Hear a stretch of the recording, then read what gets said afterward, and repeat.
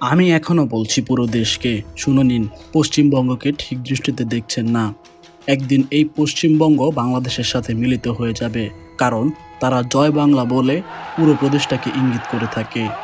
এমনই উত্তেজনাকর বক্তৃতা ভারতের লোকসভায় প্রদান করেন ভারতের বিজেপি এর সংসদ সদস্য সুমৃতা খান, আর তার এমন বক্তব্যে থমকে যায় পুরো লোকসভা। সম্প্রতি বাংলাদেশের প্রধানমন্ত্রী শেখ হাসিনার গত ভারত সফর নিয়ে আলোচিত হয়েছে পুরো দেশ জুড়ে, কারণ প্রধানমন্ত্রী ভারত সফরে স্বাক্ষরিত হয়েছে বাংলাদেশ ও ভারতের মধ্যে রেল চুক্তি। আর এই চুক্তিতে সোশ্যাল মিডিয়া জুড়ে তুলেছে তুমুল ঝড়, যাতে জানা যায় ভারতের শিলিগুড়ি হয়ে বাংলাদেশের উপর দিয়ে সোজা পশ্চিমবঙ্গে যাবে ভারতের ট্রেন।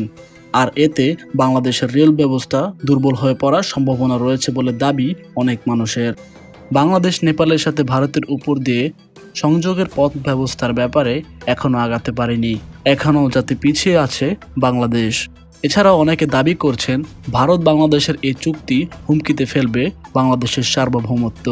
কিন্তু এদিকে ভারতের বিজেপি এর সদস্য সুমৃতা খান লোকসভায় উল্টো দাবি করে বসেন একদিন বাংলাদেশের সাথে পশ্চিমবঙ্গ মিলিত হয়ে যাবে। তার এই বক্তৃতায় প্রকাশ পাচ্ছিল বাংলাদেশের সার্বভৌমত্ব হুমকিতে নয়, বরং ভারতের সার্বভৌমত্ব হুমকিতে পড়তে পারে। তিনি আরও দাবি করেন জয় বাংলা স্লোগান দিয়ে পুরো বাংলাদেশ সহ পশ্চিমবঙ্গকে একত্র করে ফেলা হচ্ছে। শুধু তাই নয়, ভারতের এই সংসদ সদস্যের উত্তেজনাকর বক্তব্য এখানেই শেষ হয়নি।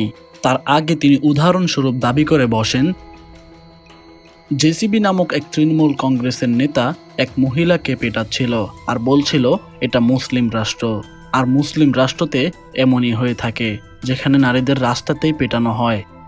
আর তারপরে তিনি দেশবাসীকে উদ্দেশ্য করে পশ্চিমবঙ্গ বাংলাদেশের সাথে মিলিত হয়ে যাবে বলে দাবি করেন। বাংলাদেশের প্রধানমন্ত্রী শেখ হাসিনা ভারত সফরে চুক্তির পর অনেক সমালোচনার ঝড় বইলেও সরাসরি ভারতের লোকসভায় এমন বক্তব্য, তাও আবার দুই দেশের স্থায়ী সম্পর্কে বিশাল চুক্তির পর প্রশ্নের মুখে ফেলেছে দুই দেশের সিদ্ধান্তকে। তবে এ বিষয়ে এখনও কিছু জানায়নি বাংলাদেশ সরকার।